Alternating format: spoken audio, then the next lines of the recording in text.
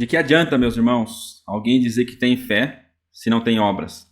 Acaso a fé pode salvá-lo? Vejam que uma pessoa é justificada por obras e não apenas pela fé. Assim como o corpo sem espírito está morto, também a fé sem obras está morta. Esses 3 versículos aqui são 3 versículos de Tiago, capítulo 2, que mostram aqui qual é a relação entre fé e obras. Será que Tiago está afirmando aqui que para que a gente possa ser salvo, nós precisamos ter fé e também obras? Ou que as obras são simplesmente uma forma de testificar uma fé viva? Existe hoje, de fato, falsas igrejas, falsas religiões, que afirmam categoricamente ou disfarçadamente que para a salvação de uma pessoa não basta apenas você ter fé, confiança em Jesus. Você precisa necessariamente também praticar boas obras e obedecer a certos princípios daquela determinada doutrina. Só a fé não é suficiente. Mas será que esse ensino, que eu já falei que é falso, né? É coerente à luz das Escrituras? E será que é isso que Tiago está ensinando aqui? Né? Sem dúvida, esse texto, capítulo 2 de Tiago, 14 a 26, é um dos textos mais controversos do Novo Testamento, não é o único. E por causa desse texto, houve muito debate sobre a legitimidade da carta de Tiago. E esse debate gira em torno sobre uma suposta contradição entre Tiago e Paulo, tá? Principalmente por causa desses versículos mencionados anteriormente. Tiago diz: uma fé que não está acompanhada por obras pode salvar, ao passo que Paulo ele afirma que nós somos justificados, salvos pela fé, independentemente da prática das obras da lei, né? Vamos lá, então esse é o tema desse estudo de hoje, né? Esse vídeo aqui. Tiago parece aqui muito preocupado, muito incomodado diante de uma fé que é apenas professada como uma simples confissão, mas essa fé não é acompanhada por uma evidência concreta. Essa é a preocupação de Tiago aqui, né? A fé, a ênfase de Tiago aqui, na verdade, a ênfase não está na natureza da fé, certo? Não é isso que Tiago está questionando, mas numa falsa alegação de fé. Essa suposta fé que se diz, né, ser uma fé genuína, mas não é evidenciada pelas obras, essa fé não faz bem. Ela é uma fé inútil, é só conversa e é uma fé que não anda, não progride, não se desenvolve. Então o que Tiago está querendo ensinar aqui é que o simples fato de você afirmar que tem fé não é suficiente.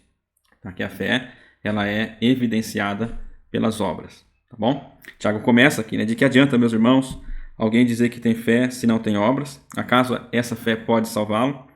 E nos versículos seguintes, no versículo 15 e 16, Tiago lhe dá uma ilustração hipotética, né? Ele diz assim: se um irmão ou irmã estiver necessitando de roupas e do alimento de cada dia, e um de vocês lhe disser: vá em paz, aqueça-se, alimente-se, até satisfazer-se, sem, porém, lhe dar nada, de que adianta isso?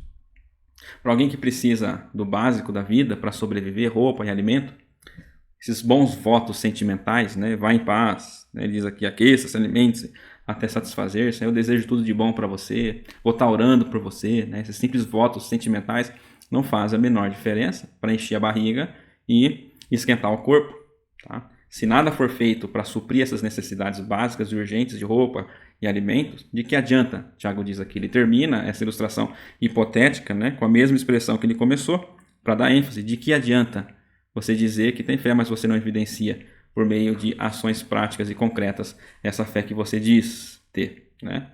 A fé em si mesma, sem nenhuma evidência, sem nenhuma ação, Tiago diz, ela está morta.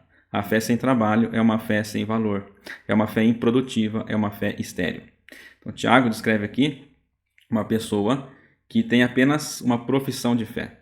Ela diz ter fé, mas nada na sua vida comprova essa declaração. A única maneira de os outros saberem que você tem uma fé verdadeira, uma fé genuína, é por meio de uma vida que comprove essa fé. Olha o exemplo que Tiago vai dizer aqui no versículo 19, né? Você crê que existe um só Deus? Muito bem. Até os demônios creem e tremem. Acreditar em Deus, na existência desse Deus, pode ser bom até certo ponto, mas não é suficiente. Os demônios também fazem isso. E, na verdade, eles não apenas acreditam, né, em Deus. Eles também têm uma atitude com relação a essa crença, né? Eles se estremecem e se arrepiam. A crença em Deus, assim como a dos demônios, não significa necessariamente a confiança nesse Deus. A menos que seja confiança, não é fé verdadeira e ela não será evidenciada por boas obras. Tiago não disse que as obras são essenciais para a fé, ou que a fé não seja importante. O argumento de Tiago aqui é que as obras é a evidência, tá, de uma fé verdadeira. Ela não é a causa da fé, mas é o resultado de uma fé verdadeira, de uma fé genuína. E depois dessa situação hipotética, até afirmar, né, sobre a crença dos demônios em Deus, né, ele vai dar uma ilustração agora real. A ilustração de Abraão, no versículo 21, aliás, o 20, né, até o versículo 24, Tiago diz assim: insensato, quer certificar-se de que a fé sem obras é inútil? Aí ele lança a ilustração. Não foi Abraão, nosso antepassado, justificado por obras, quando ofereceu seu filho Isaque sobre o altar? Você pode ver, e tanto a fé como as obras estavam atuando juntas, e a fé foi aperfeiçoada pelas obras. Cumpriu-se assim a escritura que diz: Abraão creu em Deus e isso lhe foi creditado como justiça. E ele foi chamado amigo de Deus. Vejam que uma pessoa é justificada por obras e não apenas pela fé. Principalmente por conta dessa ilustração aqui, alguns vão dizer que existe essa possível contradição entre Paulo e Tiago, mas na verdade não é uma contradição. Um complementa o outro, né? Paulo diz na sua declaração, lá em Romanos, principalmente Romanos capítulo 4, Gálatas também ele fala isso, né? Que foi a fé de Abraão e não as obras que fez com que Deus o declarasse justo. Romanos 4, por exemplo, versículo 1 a 3 diz: portanto, que diremos do nosso antepassado Abraão? Se de fato Abraão foi justificado pelas obras, ele tem do que se gloriar, mas não diante de Deus. Que diz a Escritura? Abraão creu em Deus e isso lhe foi acreditado como justiça. As ilustrações aqui, tanto de Paulo como de Tiago, são de situações e momentos diferentes, tá? Da vida de Abraão. O que Paulo está se referindo aqui é a fé que Abraão teve em Gênesis 15, acho que se não me engano o versículo 6. Depois que Deus promete a ele, reafirma as promessas de bênção, principalmente com relação à descendência, ao descendente, a descendência dele que seria numerosa como as estrelas do céu. Lá diz que Abraão creu em Deus. Isso foi acreditado como justiça, né? A crença, a fé que ele teve em Deus foi acreditado como justiça, ou seja, ele se tornou justo, ele foi justificado por causa da fé, né, que ele teve, a confiança, né, a fé, a confiança que ele teve em Deus, né? Então, e Tiago, ele vai dizer aqui de uma outra situação que ele foi justificado. Ele foi justificado aqui na ilustração de Tiago, quando ele ofereceu seu filho Isaque sobre o altar, quando ele estava disposto a obedecer a Deus até as últimas consequências. Então, Gênesis 15, Abraão creu em Deus e foi justificado. Gênesis 17 é o relato da circuncisão de Abraão. Então, Abraão não é justificado porque ele foi circuncidado, mas porque ele teve fé. E Gênesis 22, que é um momento posterior ainda da vida de Abraão, diz que Abraão foi justificado quando ele ofereceu Isaque sobre o altar. É um momento posterior. Então, Paulo estava defendendo aqui a prioridade da fé. Tiago argumenta a favor da prova da fé. Tá bom? Paulo declarou que Abraão tinha fé e foi justificado ou declarado justo antes mesmo da circuncisão. Tiago ele explica que a fé de Abraão era evidente em sua prática do sacrifício de Isaque. Foi evidenciado por meio disso. E por isso ele foi justificado ou declarado justo. A obediência de oferecer Isaque como sacrifício foi a prova cabal total da sua fé em Deus. Tiago 2,23, olha que ele conclui: cumpriu-se assim a escritura que diz: Abraão creu em Deus e isso foi acreditado como justiça. Esse ato de Abraão de oferecer o seu filho Isaque como sacrifício cumpriu aquilo que foi declarado em Gênesis capítulo 15. Então ele teve fé, certo? E a fé dele se cumpriu, foi demonstrada, foi evidenciada quando ele estava disposto a oferecer Isaque como sacrifício. Então, dessa forma, as obras elas servem como um barômetro da justificação, aquele instrumento para avaliar, medir, né, a fé, enquanto que a fé é a base da justificação.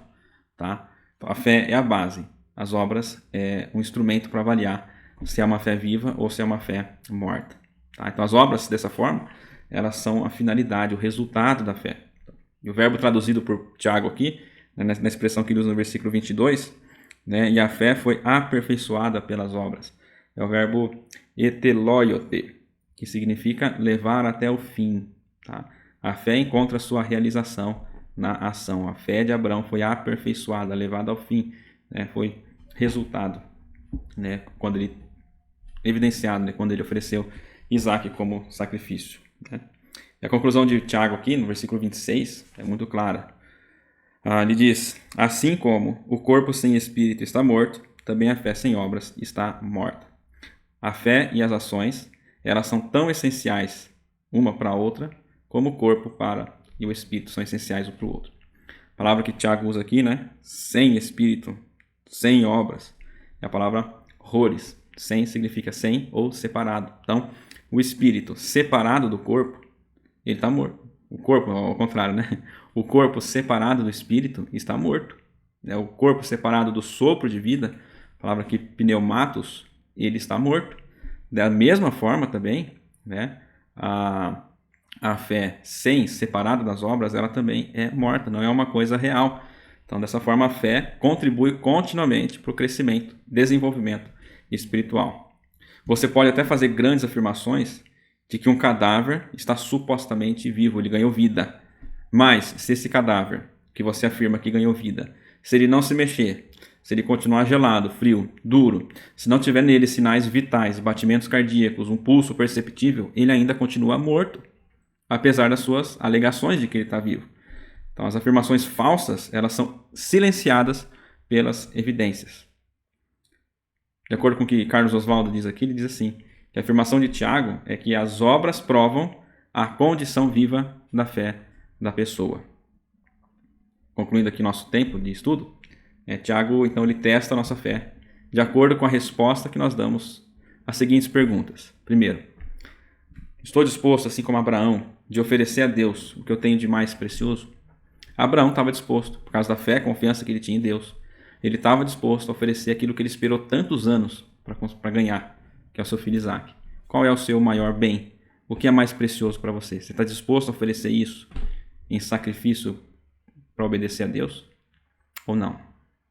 Ou talvez você, como Raabe, né, está disposta, como Raabe, a trair o mundo a fim de ser leal a Cristo? Raabe traiu o seu próprio povo quando ele escondeu os espias enviados ali por Josué, né? Ela traiu o seu povo para esconder esses espiões, né?